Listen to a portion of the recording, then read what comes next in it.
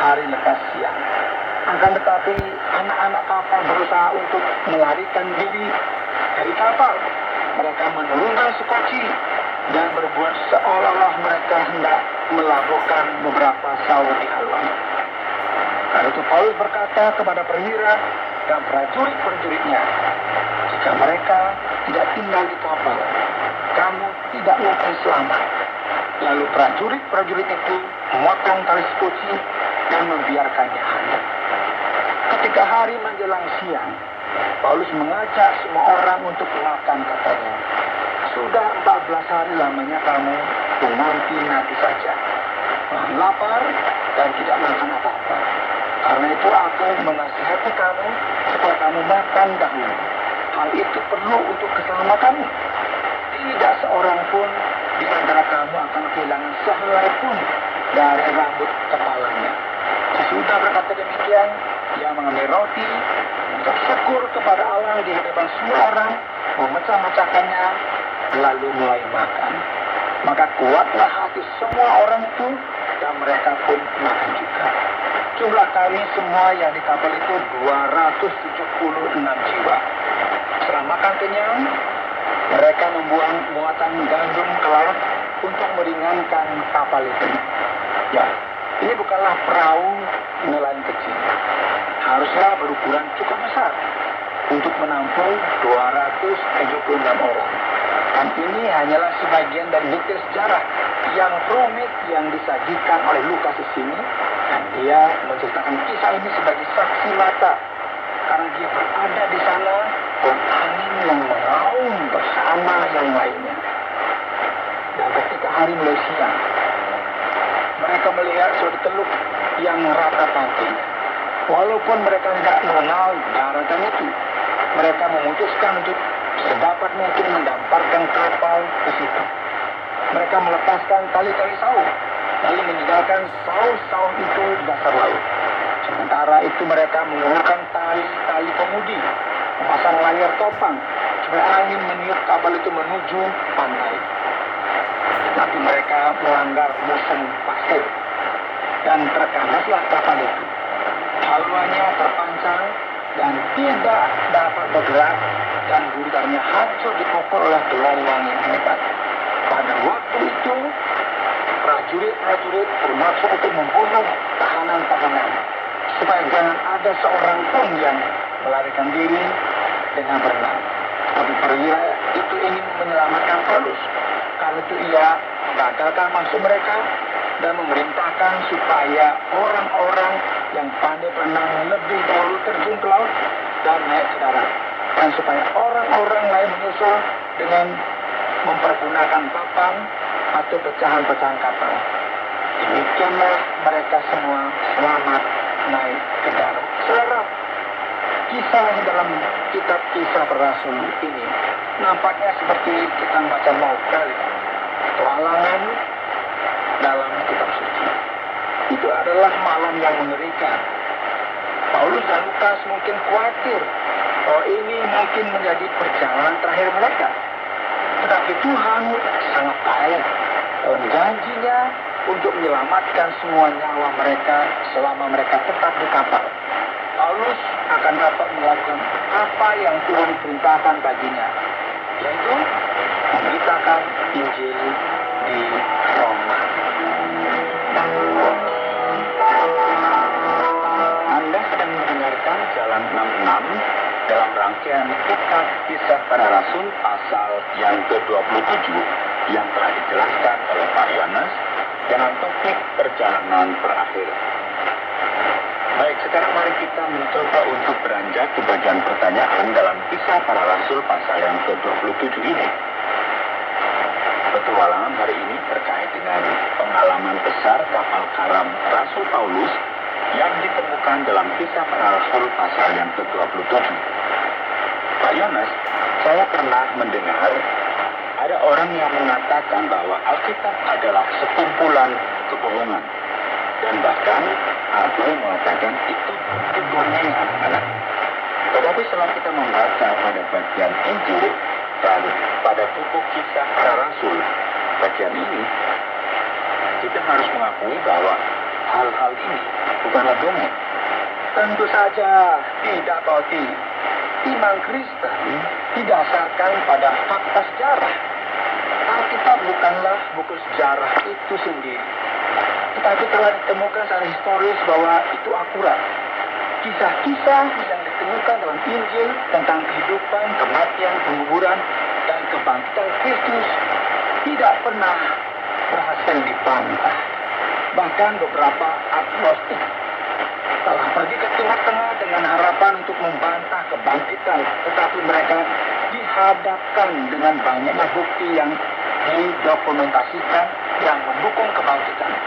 Nah, yang perlu dilakukan oleh semua orang yang meragukan adalah menunjukkan jasad Yesus Kristus. Itu akan menggulingkan seluruh iman Kristen. Mereka telah mencoba melakukan hal itu selama 2000 tahun dan tidak menemukan jasadnya. Itu karena apa? Karena kuburnya kosong. Dan ketika kita berpikir tentang Lukas adalah sejarawan terhebat dalam perjanjian baru, dalam hal detail dan presisi. Dia spesifik tentang tanggal, bulan, nama, tempat kejadian, siapa penguasa saat itu, apa yang terjadi, kapan. Detailnya sangat akurat. Arkeologi telah mengkonfirmasi banyak detail ini dan terus mengungkap lebih banyak bukti seiring berjalannya waktu. Ditemukan bahwa selama dominasi Romawi atas dunia, memang ada perdagangan laut yang kuat di Mediterania dengan barang-barang dikirim dari pelabuhan di seluruh kota Mediterania yang memasuk ibu kota Roma. Belum terlalu lama, ekspedisi penyelaman menemukan beberapa kapal yang tenggelam di sepanjang Mediterania yang syarat dengan kesetiaan menunjukkan aktivitas komersial yang lebih kuat dari apa yang mereka percaya sebelumnya. Tepat, ya, seperti yang dijelaskan dalam kitab Kisah Para Rasul 27 ini. Dalam ayat yang ke-9, Pak Yonas, di awal perjalanan disebutkan sesuatu yang disebut dalam bagian ini, yaitu puasa. Apa itu maksudnya, Pak Yonas? Ya, Pak Oti, puasa adalah hari pendamaian. Itu adalah Yom Kippur, puncak dari hari raya dalam kalender Yahudi yang ditentukan dalam kitab Imamat, di mana dikatakan bahwa setiap tahun setiap orang Israel harus hadir di hadapan Tuhan dan menyiksa diri mereka. Ini berarti tidak hanya menahan diri mereka dari makanan biasa, tetapi juga membuat jiwa mereka menderita, yaitu mengevaluasi hidup mereka secara introspektif dan merenung tentang kesalahan, ya, bagaimana mereka bisa memperbaiki dan apa yang telah Tuhan lakukan. Nah, saat ini orang Yahudi di seluruh dunia masih merayakan Yom Kippur yang berlangsung sekitar seminggu atau 8 hari setelah Rosh Hashanah, yaitu pesta trompet yang merupakan tahun baru Yahudi. Jadi dengan melihat deskripsi ini dalam kitab suci, para ahli telah dapat menentukan tanggal pasti kapan pelayaran Laut Paulus berlangsung. Ya, pikirkanlah bulan Oktober tahun 59 Masehi menurut kalender kita. Pak Yonas, mengapa kapal berlayar ketika mereka tahu bahwa cuaca akan berubah buruk?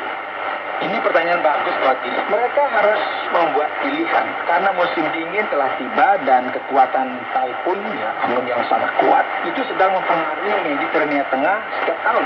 Tempat di mana mereka berada tidak cocok untuk menghabiskan bulan-bulan musim dingin. Jadi mereka tampaknya melakukan pemungutan suara begitu, ya, dan mayoritas memutuskan untuk mencoba mengalahkan cuaca buruk menuju Fonik yang memiliki pelabuhan yang terlindungi di kereta. Mereka kalah taruhan. Ternyata taifun menyerang mereka. Angin ini telah menenggelamkan atau mendorong banyak kapal ke karang.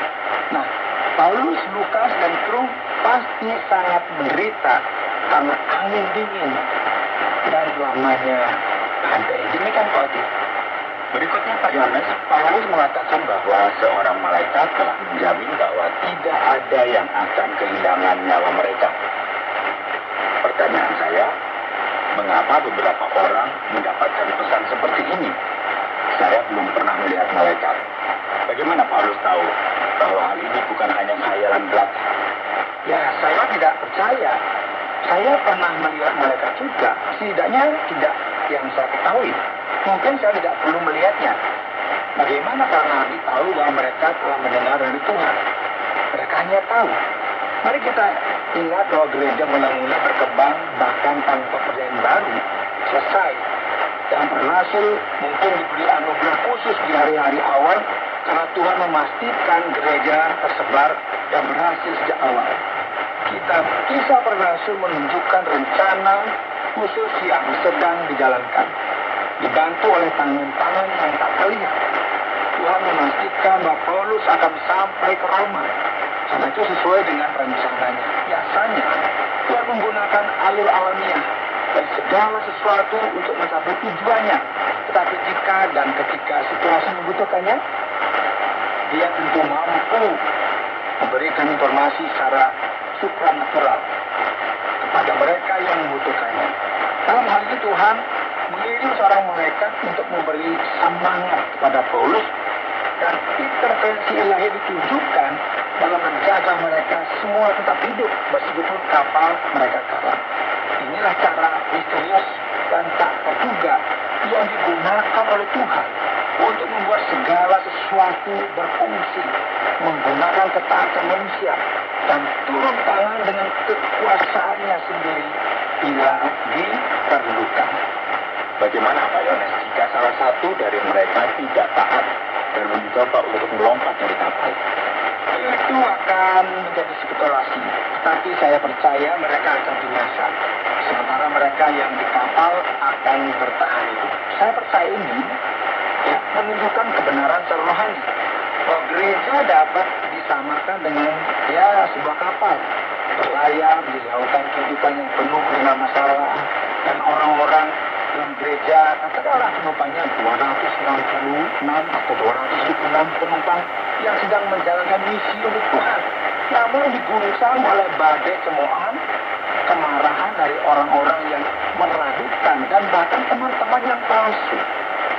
Kita mungkin tergoda untuk masuk ke dalam perahu penolong, usaha manusia, kompromi atau budaya populer, kecuali kita tetap berada di dalam kapal Injil yang telah teruji oleh waktu dan terbukti layak berlayar. Dengan usaha kita tidak bisa diselamatkan. Yesus bersama Paulus di kapal itu, dan Yesus bersama di kapal kita yang disebut dengan gereja. Di mana lagi di dunia ini Anda akan mencari keselamatan? Tetaplah di kapal tua yang bawa pesan keselamatan, dan jangan mencari keamanan atau kebahagiaan di tempat lain. Ya, perahu akan goyang dan dipukul oleh kekuatan yang menentangnya, tetapi itu tidak akan tenggelam. Dan selama kita tetap di kapal, kita akan sampai dengan selamat di pantai yang damai. Baik Pak Yones, terima kasih banyak atas apa yang sudah disampaikan pada kali ini. Dan saat ini waktunya untuk kita dapat melihat kesimpulan dari kisah para rasul pasal yang ke-27 ini. Ya, saudara, hari ini dalam program Jalan 66, kita telah mempelajari kisah para rasul pasal yang ke-27. Nah, tema kita adalah pada perjalanan terakhir. Ini adalah perjalanan terakhir Paulus yang kita ketahui, yang membawa Paulus, Lukas, dan banyak orang lain ke Roma. Kita akan melihat lebih banyak tentang perjalanan ini di waktu berikutnya, ketika kita menyelesaikan kisah para rasul.